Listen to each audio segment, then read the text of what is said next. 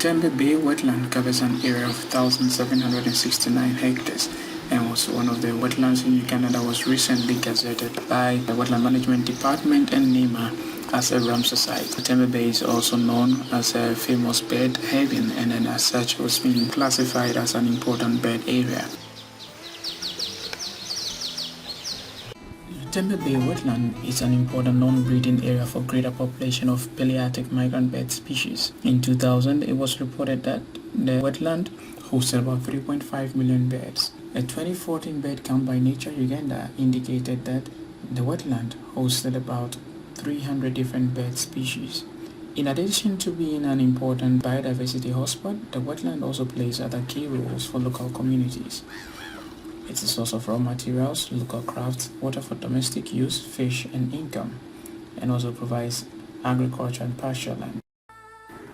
Lutembe Wetland is currently being threatened with encroachment and pollution mainly from Rosebud Company, which is a flower farm, a horticultural farm, and also Lake Victoria View Serena Hotel. Together, these two private investors have reclaimed about 17% of the wetland, totaling 300 hectares. And this is what local communities have to say about the situation. The construction of several big hotels, Lake Serena, along the shores of Lake Victoria, it has really done a great percentage towards the destruction of wetland. So my worry goes to the National Environment Management Authority, together with the Ministry of Water and Environment, who are leaving the nation just to be eaten by some of the people who are just looking for their personal interest, but not the interest of the citizen. The communities protested, and indeed they were tear gassed. They had the government coming in to coerce them to stop the protest. And at that point in time, that is when we came in to come and support the community cause. What so far we have done is to take the flower company plus the National Environment Management Authority of Uganda to court to sue them over the illegal activity that they were carrying out within the Lutembe Wetland. The flower farms are like any of the industries that have been ejected from developed countries have come to Uganda, and of course in the country they are seen as a foreign exchange earner, but in terms of the community health and the environment in general, their impacts are significant. And our concern is that flower industries use a lot of chemicals which eventually end up into the lake. And being that they are located at the periphery of Lake Victoria, most of these chemicals end up into Lake Victoria.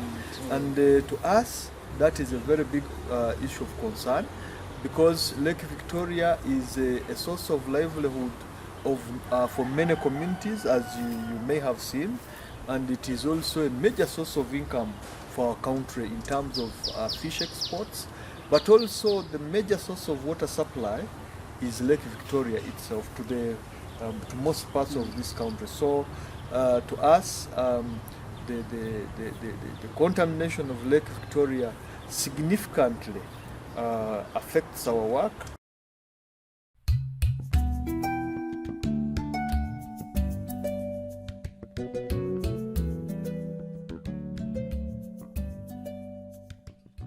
Originally, the wetland was not there, and that Lutembe area did not have water.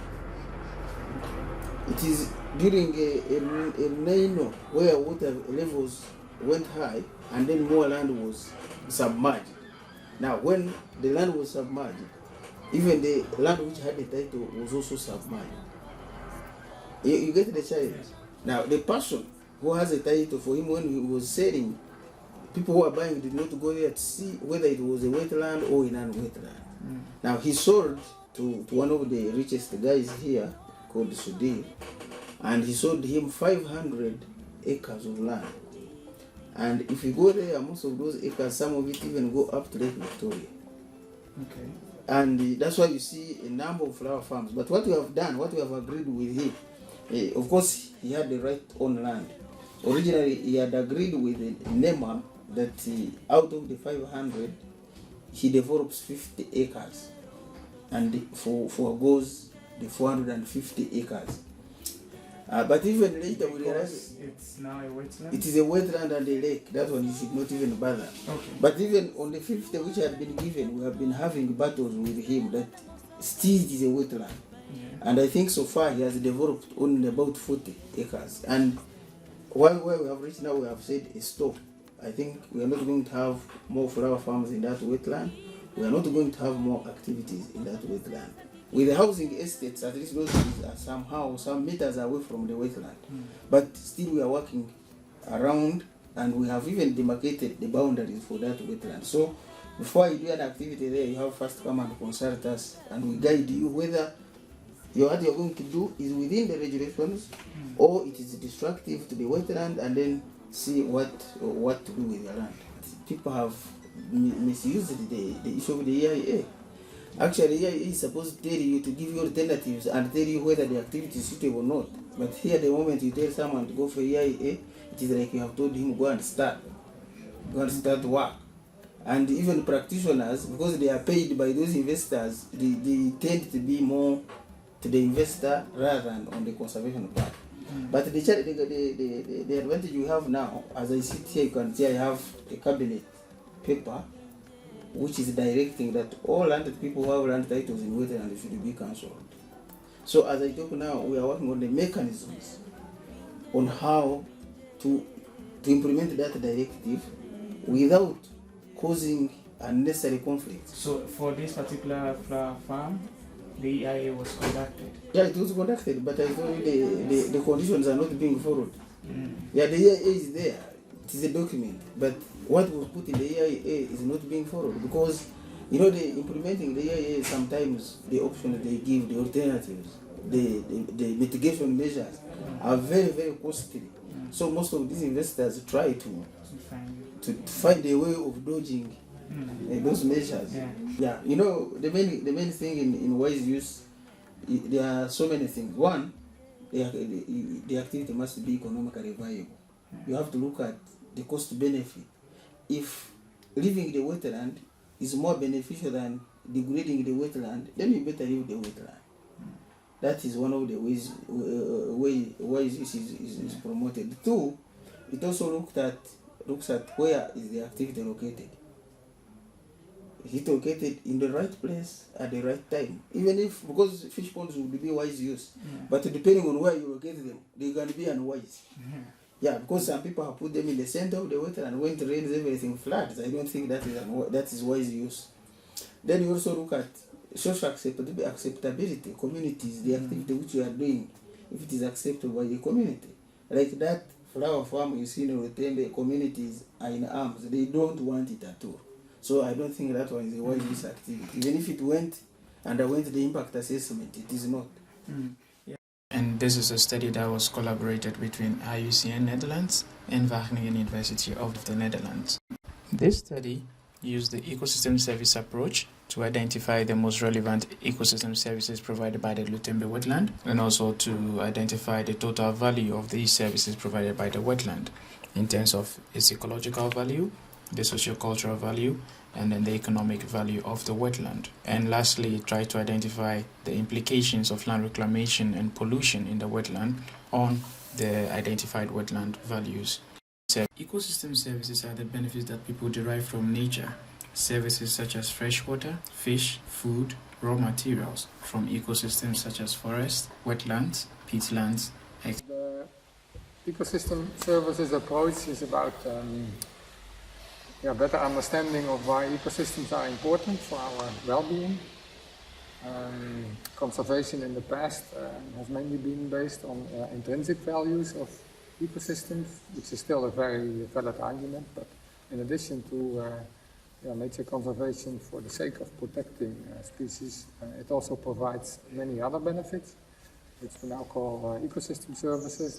the global economy depends on all those ecosystem services for at least somewhere between 3 and 5% of GDP for all those so-called free services. And one reason to do all this quantification and valuation is that we should make better decisions. If we also on a small scale make decisions about maintaining a forest or maintaining a wetland, instead of turning it into a plantation or a shrimp farm, we need to be aware of all those ecosystem services and of all the economic benefits. And now we make those decisions based on very incomplete information.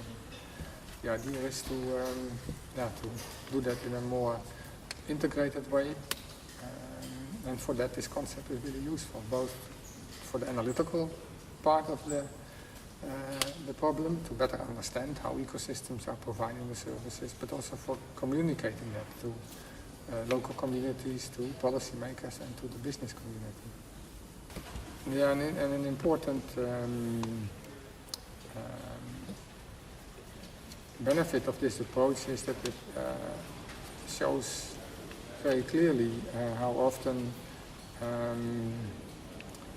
what I call private benefits or private interests from companies, like in the Lutembe Wetland case, the flower industry, are affecting the livelihood and the benefits of and the benefits that the local community get from the lake. They depend on the lake for fish, for other raw materials, and environmental quality in general. TEEB stands for the economics of ecosystems and biodiversity. TEEB is basically all about ending the invisibility of nature in decision-making, economic decision-making primarily. So TEEB draws on economics and the theories of economics to look at and evaluate nature and the services that ecosystems provides, and incorporate these values into the way we make decisions around resource allocation. We work to support local civil society on particular ecosystem challenges. And TEEB is very much a new approach for civil society in Latin America, Africa and Southeast Asia. But what we have tried to do is to try and build their understanding of the concept of TEEB. And this particular project in Uganda was built out of the interest that our local partners in Uganda expressed in terms of addressing the challenges that this Lutembe wetland faced, and identified that a use of economic arguments would be important in the way they were able to influence policymakers and other stakeholders. ICN's role within the project was mainly giving technical support. That's mainly my colleague who's been doing it, but also working with the partners we already have in Uganda and putting them in contact with Kwame and engaging them in the project, but also providing some financial support for the program and for the research. The main ecosystem services provided by Lutembe tend to be food, water, fish, construction materials, fodder for cattle, etc., which was mainly provisioning services. The other services included regulatory services, cultural services, and habitat services. Regulatory services such as climate regulation, maintenance of hydrological regimes, and pollution control. Other cultural services included spiritual and inspiration, recreation, and aesthetic and educational values. It also provided habitat or supporting services, which was mainly entrenched in the biodiversity and rare species that the Lutembe wetland hosts. Using indicators of rarity, diversity, integrity, and resilience, Lutembe was found to have a high ecological value. This was because of the number of rare species that it hosted. Lutembe also had high biodiversity in its birds and plant species. The health of Lutembe, however, was medium because of the ongoing pollution and land reclamation, and this also affected its resilience because it hosted a very fragile plant and animal species, most of which were endangered and biome restricted. Lutembe was also found to have very high sociocultural value or importance. This was found in its high amenity, heritage, and spiritual values, as well as its existence values. Communities were found to have totems, protect sacred groves, and have traditional knowledge of gods and medicines. They also have ancestral bonds with what they call their Jaja, which is their ancestors. The existence value, however, was expressed through how local communities protested against governmental agencies and the flower company, as well as the fight to protect the wetland using lawsuits against governmental agencies by civil society and local communities as well. The total economic value of Lutembe Wetland was estimated to be around 31 million US dollars.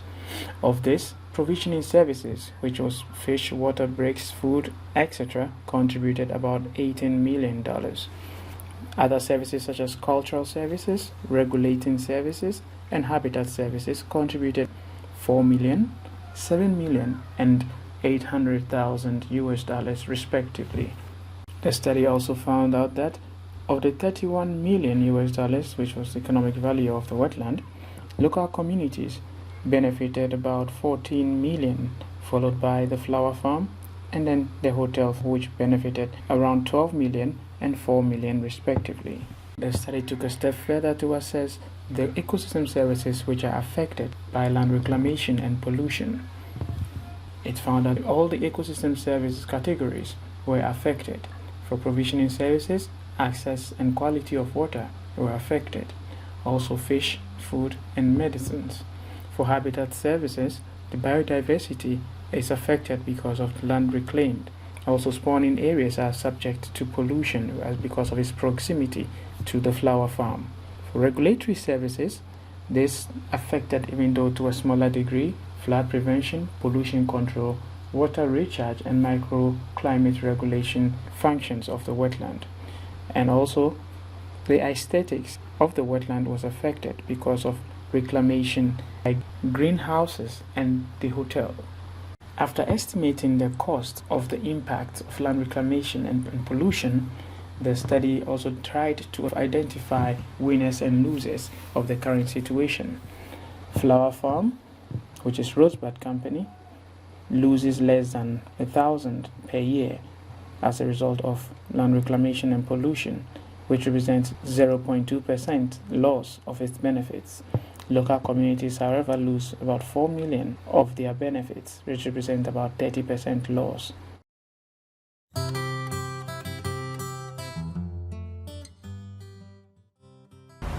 This is Namulanda, and this is how it looked after. So before the flowers, and this, you can see that here we had a forest, and this is the lake. This is the swamp where we had fishing centers or fishing landing centers for fishermen. We had also some crops like coffee. All of these were activities that the villagers benefited from. And we all know that crops have certain issues with chemicals that are used in the flowers.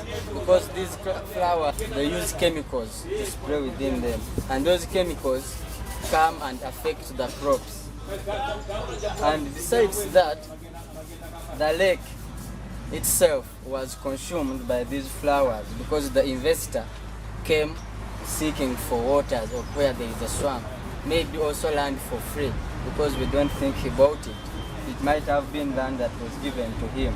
He consumed the biggest part, including filling sand into the lake to cover the biggest part he could put on his plantation. At this, where you see this is where there was a landing field. With comparison, take a once.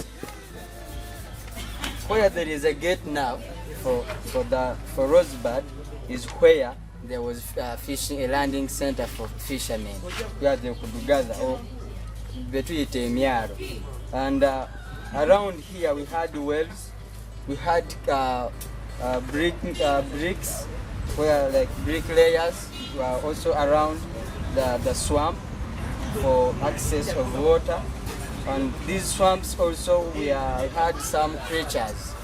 We had creatures in these swamps, creatures like snakes, crocodiles, birds, and other animals and creatures also, which are not present now.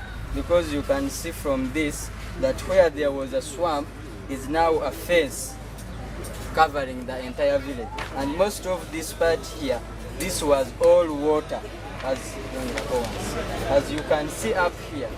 This is a map. This was the lake and the swamp. But where there was a lake and a swamp is now, this was all filled up and is now flowers. They covered it with sand and it's now flowers. And those who used to fish from that piece of lake, they can't access that now. All of the bricklayers are now off the brick. So all of the boys and who used to earn a living from that are now jobless. These are formerly brick quarries, but now they are deserted because the water was cut off. They can't access water from it. These people who had crops here now, you can see that it's now empty because the chemicals that are said that they come from the flowers are affecting the crops directly. So those people have also stopped growing anything from it. This was all water, but it's now rosebud. It's full of flowers. And we have no any activity now going down there. There were animals and other creatures that were in this part. So these creatures are now coming back to the neighborhood of the people. They are coming back to the land. So this means that now we have conflict.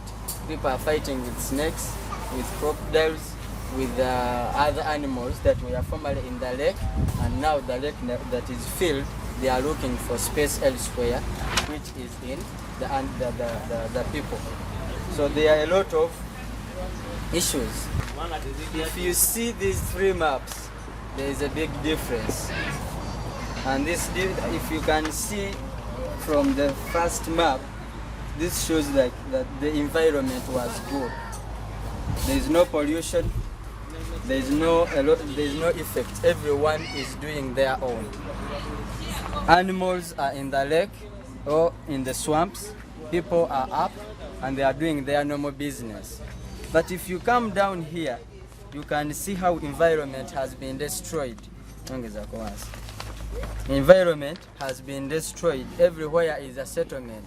And it's because of the rosebud, because of this good investment, but it is in a wrong place.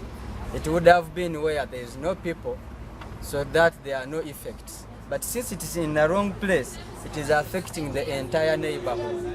People are getting sick, animals are dying, birds are fleeing away, crops are not growing, like the normal area is dead. And if you sit down here, all of the resources that were up are nowhere to be seen later, like 10 years after, which everyone thought it was a good investment. It turns out to be a bad investment, which means there is a lot of things to be considered while giving away these investors' land. We should consider people's lives first.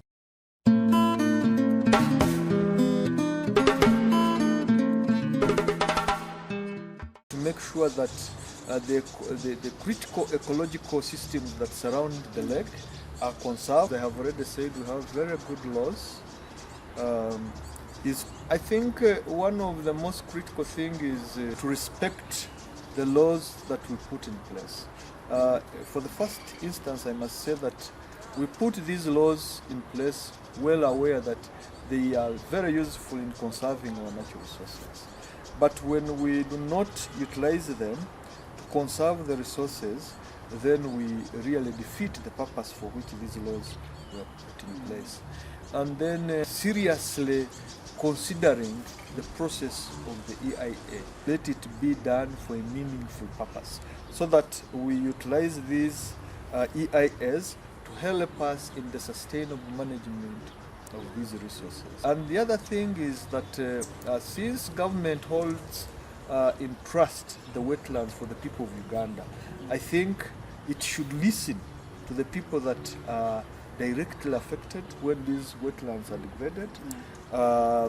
They should consult them and let them be part of the process, part and parcel of the process of managing wetlands in the country. Let these people come down to the community, to the local authorities, local people. Because for us, if we may even think that they are doing bad when they are doing well. That means you have to combine, because we need them for taxes, we need them for employment. Let them come down. We sit with them, we see how we can benefit from them. And let them also assure us that there is no damages they are doing with our soils. The best is to come to a round table and let's discuss and find out the best solution to this, because going round and round and round won't help, because all our interest is to save the resource, and if the resource goes, the person who will be losing most will be the government, because it will have to go through probably even spending lots of money to provide for something that should have been provided free. Now that everything is wasted, it is going to be done elsewhere. Let them first think about the effects of the people before the investments are done. That will give us the clear know-how to do things and what to do and what not to do. Otherwise, we are taking our lives, we are killing our environment, we are welcoming what is worse for us. We think, yes, employment is good, but it is better to do it where it is right, other than doing it where it is wrong. There is a lot of space that this investment would have been taken, but simply because our leaders are negligent, they think so brief, they don't take it to the next level or think the future of it. That is why we are being affected by such things. So the issue is, let us know where we put what and when. Otherwise, we are going to destroy the rest of our environment, which is going to put us in jeopardy in the future. We have now Lutembe Community Wetland Users Association. That is what I wanted to happen. We have now formed Lutembe Ramsar Site Committee. That's what we wanted to happen. What we want now, we are going to form Lutembe Ramsar Site Forum, where every year we come together, all stakeholders, and share about Lutembe. Two, I would like us maybe to partner with private people instead of going there to degrade, to promote ecotourism. Find a way, how do we add more value to that Ramsar site other than degrading it? And the area of, we have a high potential for ecotourism in that area. And we have been selling this to Uganda Tourism Board. Why don't you consider looking at wetlands as also ecotourism sites? Because they have a lot of biodiversity, these are different types of fish. Then another area where we need to move very fast is research. We need to get more information about this site so that we can disseminate this information and then people get more interested in the site.